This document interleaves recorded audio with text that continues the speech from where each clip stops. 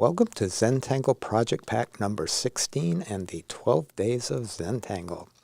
Today we're going to make another three-dimensional object, which is the theme of this project pack.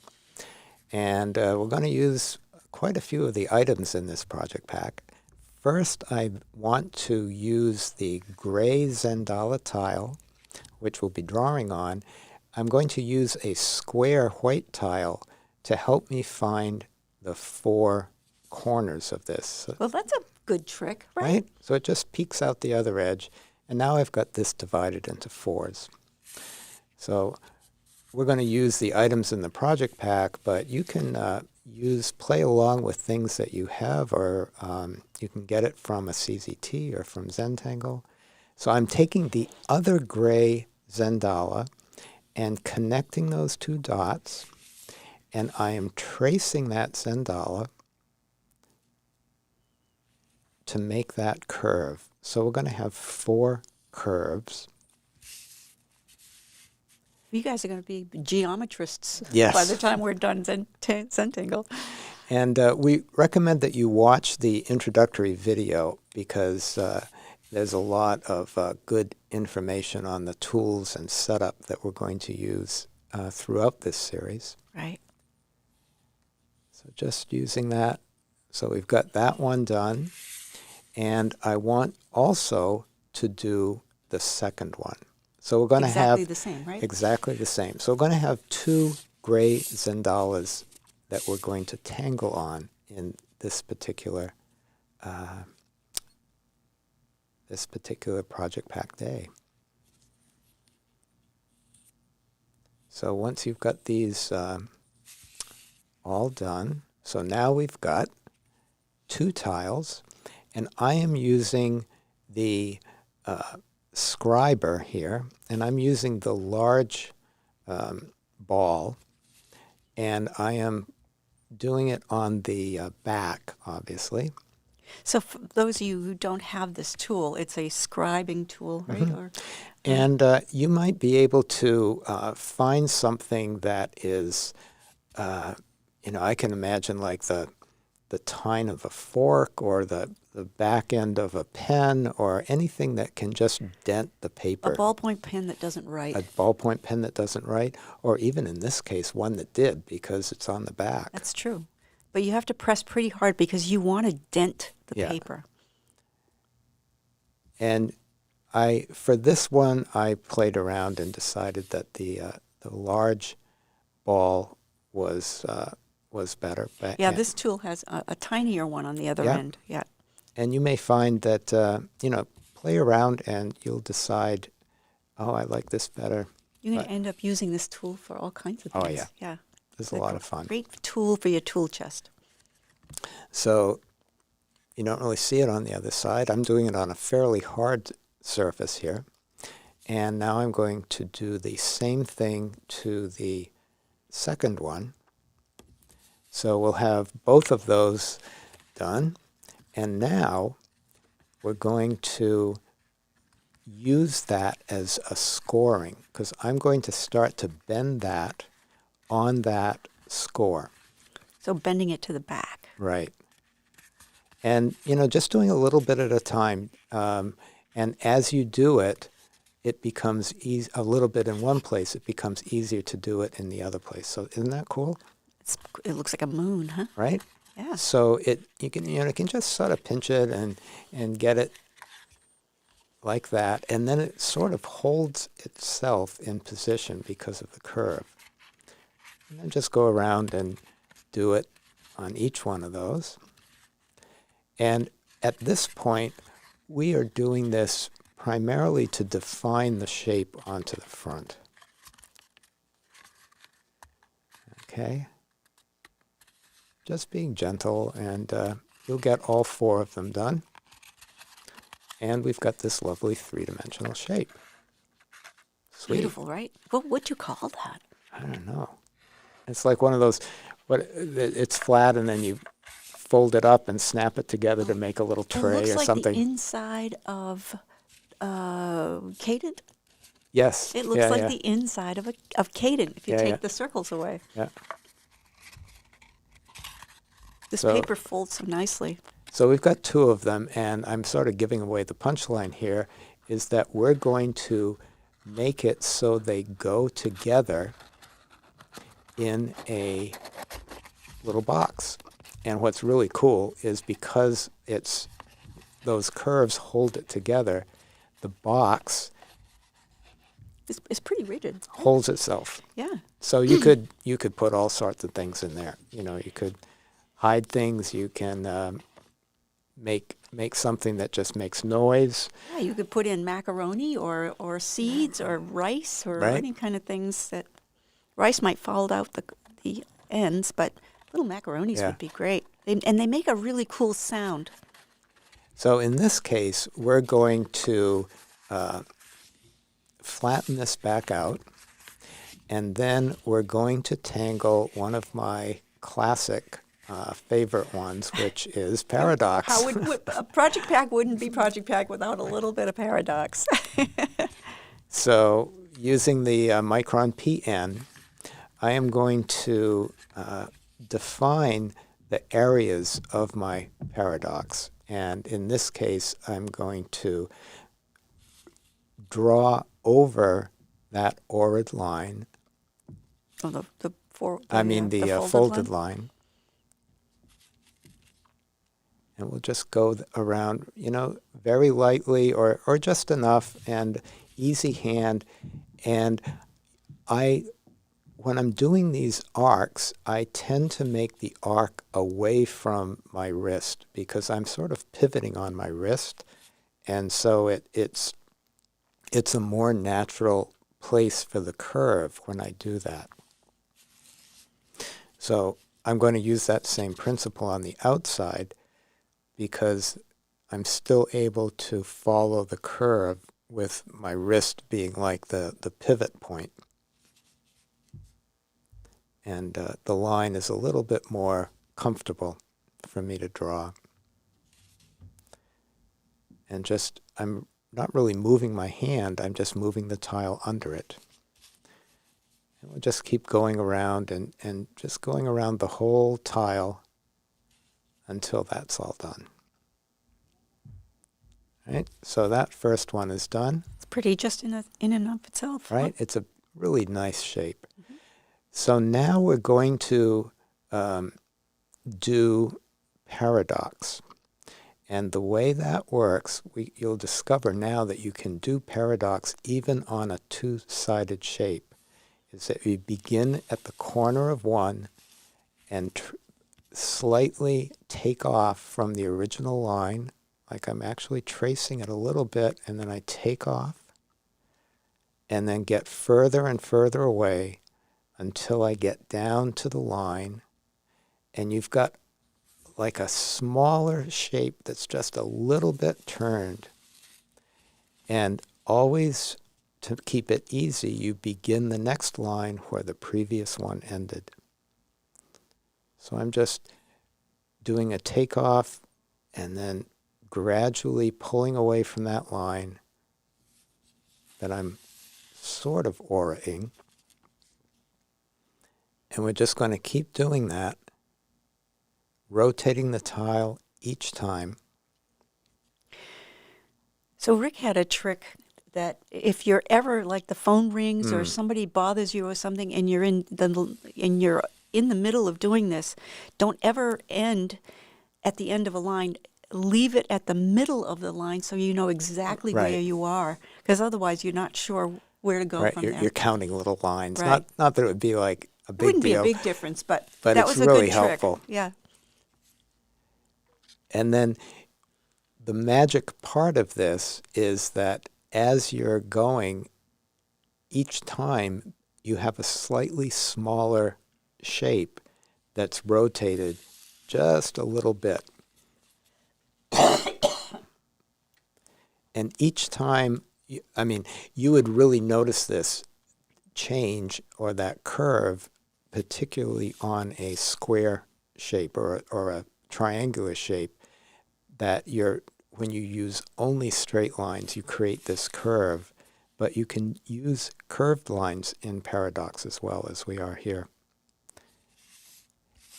And even when it gets really, really small, I find that I need to turn the tile.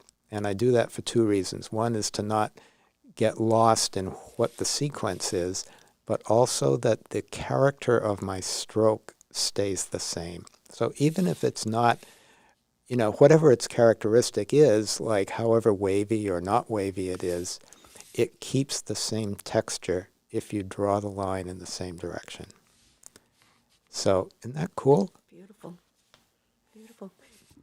Right? Mm-hmm. So at this point, I'm just going to do all four of them. And I know that two of them are going to be covered up, but I just like the idea of doing all of them because the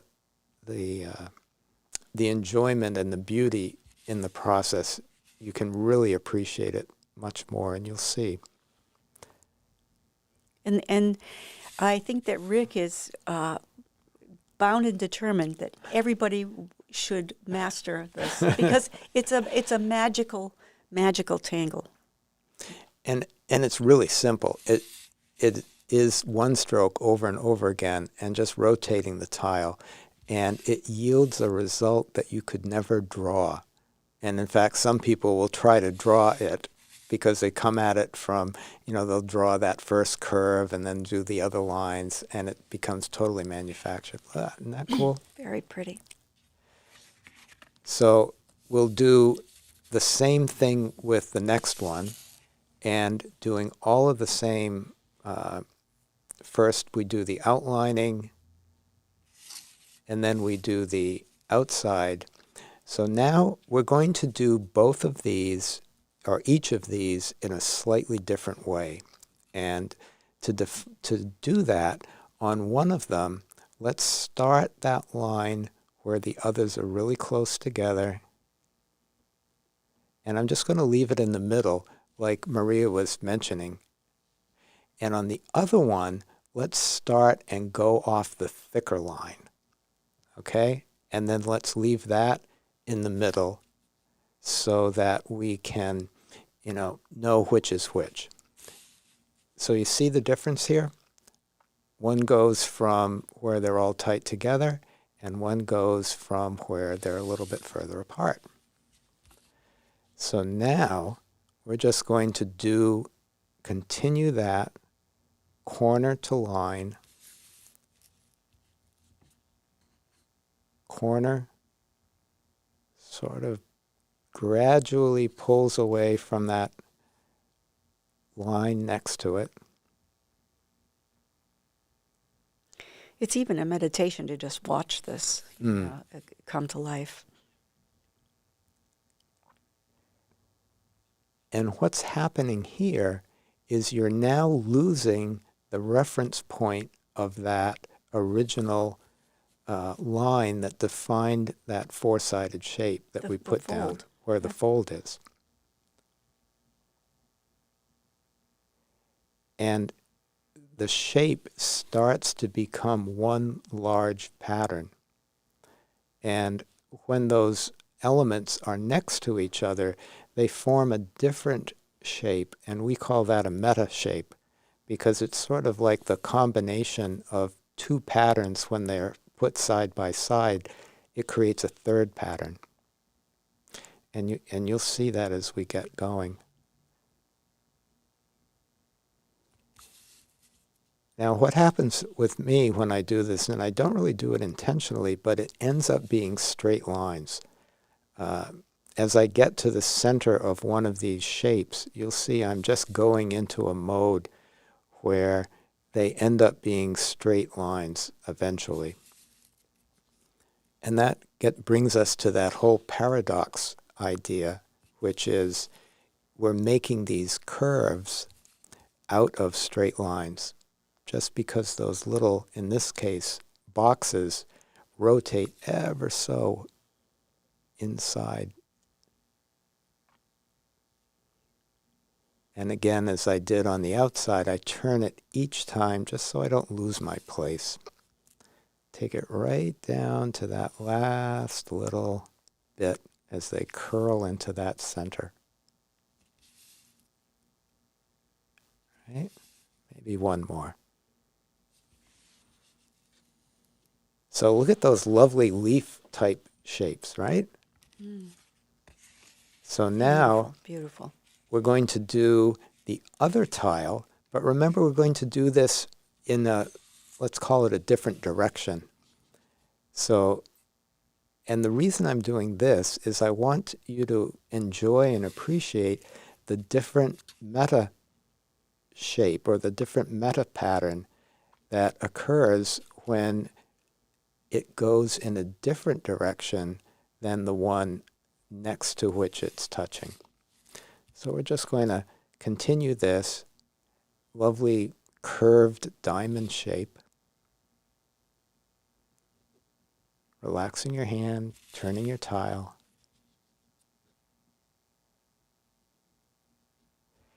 And you can explore with different surfaces. Like I enjoy a more smooth surface, whereas Maria's desk has that velvet surface that's more sticky. The suede mat. The suede mat. Right, so we just keep going, and you know, if you have a line that gets a little bumpy, it all works out in the end. It just becomes part of the texture, sort of like wood grain. No one looks at a wood grain and say, oh, that particular one is a little off, right? So now that I'm going into a square pattern, I'm still going from corner to line, but I decided to turn it and, you know, just it was easier for my hand this way. But each one, it's from corner to line, and each subsequent line continues from where the previous one ended. So you could actually leave your pen on the paper and never lift it up. Right. Long arm quilters will use this pattern because they don't have to, you know, undo the thread and start another stitch. They can just move it under the machine. One long, so that's one continuous stroke. So now you can see the different meta patterns. The one on the right, it's like a twisted, washcloth that you're trying to wring out perhaps, and the one on the left is this beautiful leaf shape. They're both beautiful. Oh, look at the shading. So I'm going to put graphite where the lines are closest to each other, just to sort of emphasize the light and dark and work with the strokes. You can see how beautiful that tortillon just gently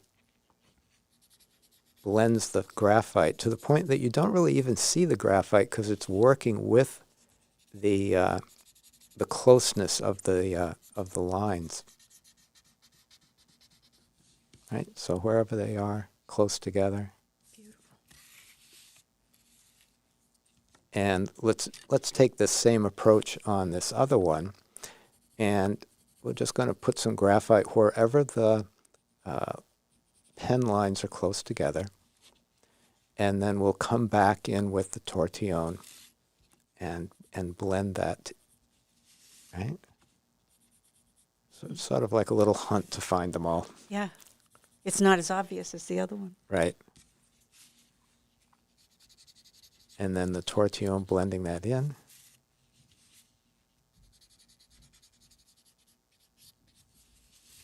And just really appreciating it and loving how, you know, as you're doing it, to really appreciate the impact that slight bit of graphite has. Look at that. So you can see what pattern you were talking about a little bit better here. Right. Okay, so now that we've got our tangling done, let's restore those shapes, because they've already been folded once. They'll come back into fold really well. And look at that, how it goes around the edge. I really like that. It's kind of playing tricks on your eyes, and you're trying to figure out is it the line or is it the fold? And right. So this is just showing how they would go together. And I'm going to use the Mod Podge to glue this, but you can also just leave it as a little box just like this, and put things in it, because you can open it and shut it, and And you can see that the different meta shape is on two of the sides, and then the other two sides, it's a little different. So it's a fun little thing. Yeah, you could put, you could keep your, right? And just set that on your desk, and there you go. Or, in this case, what we're going to do is take it and make an ornament out of it. So let's have some fun. I wasn't expecting this. Okay, so we're going to use some rubber bands, the Mod Podge and the brush, what we just created, and I need a hanger for my ornament. So we're trying to use everything in the project pack. So I'm just going to go in and cut out this, like I'm doing here, and I'm going to use that as my hanger for the ornament. So your Waste project pack can't... Waste not, want not. Waste not, want not. Or you can go get a string and Or you keep can the get, envelope. yeah. Okay, so we've got that. We've got this, and now I want to know which side gets the glue. So you can see what I'm doing. I'm just marking this so I know which ones are on the, which is an inside. innie and which is an outie. So all of the ones with the blue marks are internal ones that will get glued, applied. And I've experimented with putting the glue on the tile, and I've experimented with putting it on the brush, and you can experiment that way too, see what you like. I think after I did a bunch of these, I ended up putting it on the tile more often than on the brush. Another pro tip, if you will, is to, as you're using the Mod Podge, to set it on its side, because if you set it upright, it keeps rolling down into the bottom of the bottle, and you have to tap it to get it to come out. I noticed that too, yeah. So now I've figured out that it's easier to put it directly on the tile. And another tip is once you finish, be sure to just rinse the brush off right away, because that way the Mod Podge doesn't dry, and it cleans up really well. And you can use the brush again. So. Over and over. Yeah. Yep. I was surprised how easy the glue came out. Right? I say glue, but the Mod Podge can be a finish as well. Yes, and we're going to play with that too. So I just had some extra. Let's put it on there. And you get it on your hands, and it's a lot of fun. And, So once I have this done like that, we will put them together. So now you can see how it goes together. They're opposites. Right? Exactly. So they're one on one side is both on the, you get it. And just tease them in together. And then I just pinch this. Okay. And the Mod Podge makes the tile a little bit damp and more malleable, actually, I noticed when I was doing this. And because this is a cotton paper, it also seems to hold really well. And so now this is where I take my rubber bands and just sort of twisting it and turning it around and holding it together, because I don't want to be, oops, I know what I forgot. Yeah, I was wondering about that. Okay, let's take this and drop that in there. No mistakes in Zentangle. No mistakes. Right? So we've got that. Work with us here. A little bit of arts and crafts. It's always good to watch these videos all the way through. I mean, we're actually doing this in real time, right? So yeah. we're having fun. So now I'll put the rubber bands on for real here. Oh, you're doing it a different way this time. Yeah. Yeah. So you can play with, what works, and, if you stay with us here, you'll see what didn't work and how I sorted that out. I'm just figuring out, I'm doing this for the first time, so there we go. I mean, I had the idea, but this is the first time we're doing it. Right? That's pretty good. Maybe I'll put another one on. I think I do. Just giving some pressure there. And it dries pretty fast, so if you even, just kept holding the corners for a few minutes, it doesn't take that long. So I put on, as you'll see, way too many rubber bands, but hey, right? If 2 is good, 5 is better. 5 is way better. Okay, let's come back and look at it. Oops, it just totally crushed it. Oh, 5 wasn't better. Right. You didn't see this part, did you? Okay, so now we know. Okay, so no mistakes in Zentangle. What are we going to do here? So now it's pretty... okay. I've got to get inside there and push it out. So I'm going to try... This may not happen to you. Right. So, you get to learn from my little discovery here.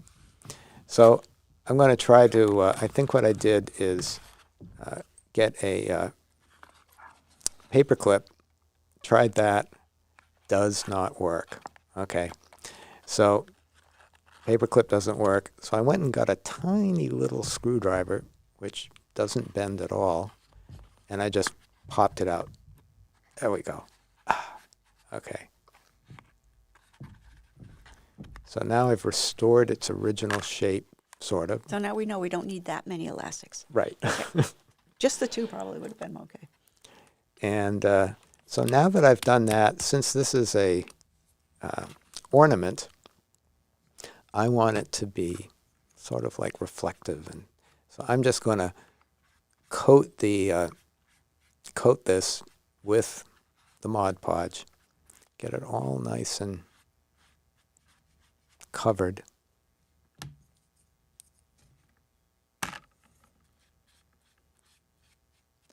You figure out how to hold it and get it on all the sides.